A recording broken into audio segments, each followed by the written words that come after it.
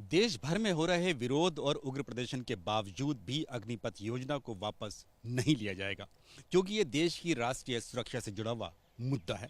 ये साफ तौर से कह दिया है भारतीय सेना ने ये भी साफ कर दिया है कि अग्निपथ योजना के खिलाफ जो भी उग्र प्रदर्शन हो रहे हैं, आगजनी की घटनाएं हो रही हैं, इन सब के पीछे देश भर में फैले हुए कोचिंग सेंटर भी हैं। और साथ ही सेना ने यह भी साफ कर दिया है कि जो भी युवा इन उपद्रव में शामिल होगा, यानी कि इस जो विरोध प्रदर्शन है, जो हिंसक विरोध प्रदर्शन है, इनमें शामिल होगा, उनको अग्निवीर बनने का मौका नहीं दिया जाएगा। रविवार को राजधानी दिल्ली में ट्राई सर्विस यानी कि तीनों सेनाओं की एक साझा प्रेस कॉन्फ्रेंस हुई। इस साझा प्रेस कॉन्फ्रेंस में तीनों सेनाओं यानी थल सेना, वायुसेना और नौसेना के जो मानव संसाधन विभाग के जो प्रमुख हैं, लेफ्टिनेंट जनरल रैंक के अधिकारी और उसके स्तर के अधिकारी थे, वो मौजूद रहे। और साथ ही डिपार्टमेंट ऑफ मिलिट्री अफेयर्स यानी डीएमए के additional secretary lieutenant general Anil Puri शामिल हुए। लेफ्टिनेंट जनरल अनिल पुरी वही शख्स हैं जो कि जिनका दिमाग इस अग्निपथ मॉडल के पीछे चला है, जिन्होंने तैयार किया है इस मॉडल को।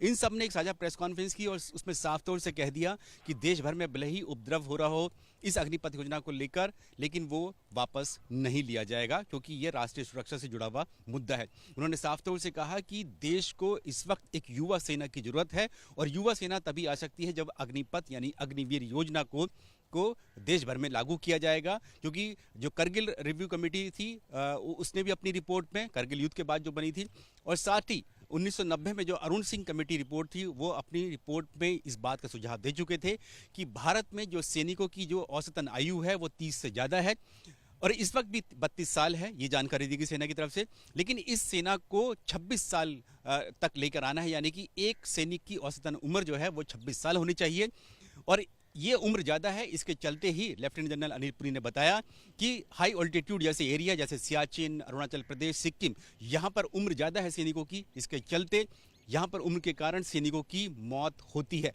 इसीलिए भारतीय सेना को एक युवा सेना बनाना है और सैनिकों की उम्र कम करनी है। ये साफ तौर से सेना की तरफ से कह दिया गया। अब जो सेना की तरफ से ये भी जानकारी दी गई कि जो रिक्रूटमेंट रैली है अग्निवीरों के लिए, वो जो पहली रिक्रूटमेंट रैली जो होगी थल सेना की, वो इस साल के अगस्त के महीने में शुरू हो जाएगी और इसका नोटिफिकेशन जो है 1 जुलाई को जारी कर दिया जाएगा। और ये बताया गया कि कुल 83 जो रिक्रूटमेंट रैली हैं वो अगस्त, सितंबर, अक्टूबर इनके महीने में होंगी और दिसंबर तक करीब 45,000 अग्निवीर जो हैं भारतीय सेना में शामिल हो जाएंगे। पहला बैच दिसंबर के महीने में जो 25,000 अग्निवीरों का होगा वो भारतीय सेना में शामिल हो जाएगा। कुल 45,000 इस साल लिए जाएंगे, जिनमें से 25,000 की भर्ती अग्निवीरों की वो इस साल दिसंबर तक हो जाएगी। ये भारतीय सेना की तरफ से जानकारी दी गई। भारतीय सेना की तरफ से जो adjutant general lieutenant general BC Ponnappa वो शामिल हुए, उन्होंने ये जानकारी दी। और साथ ही ये भी बताया गया वायुसेना की तरफ से कि 24 जून को भारतीय वायुसेना जो है वो अपनी, यानी कि वायुसेना में जो अग्निवीरों की भर्ती की शुरुआत होगी उसका नोटिफिकेशन जारी कर देगी और उसके बाद ये माना जा रहा है कि 1 महीने बाद यानी कि 24 जुलाई को ऑनलाइन एग्जाम होगा वायुसेना का और इस साल के अंत तक यानी कि दिसंबर तक वायुसेना की भी पहला बैच जो होगा अग्निवीरों का वो शामिल कर लिया जाएगा।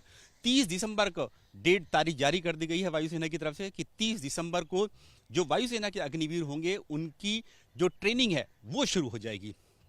नौसेना के जो मानव संसाधन विभाग के जो प्रमुख थे इस प्रेस कॉन्फ्रेंस में शामिल रहे। वाइस एडमिरल DK त्रिपाठी, उन्होंने भी साफ तौर से कहा कि 25 जून तक जो है वो भारतीय नौसेना में अग्निवीरों की जो रिक्रूटमेंट होगी उसका विज्ञापन जो है जारी कर दिया जाएगा।